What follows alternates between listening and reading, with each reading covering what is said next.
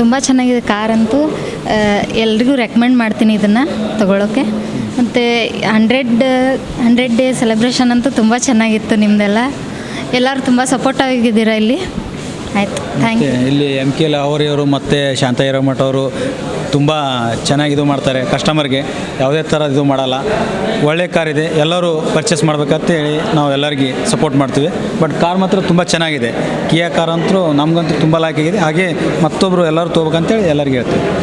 So Sindagi, Bijapur district, Sindagi taluk. Good evening everyone. Welcome to Kumar, Bijapur. We are gathered here to deliver our 100th car, which is Seltos. We are glad that we are getting a very good response from the team of Bijapur.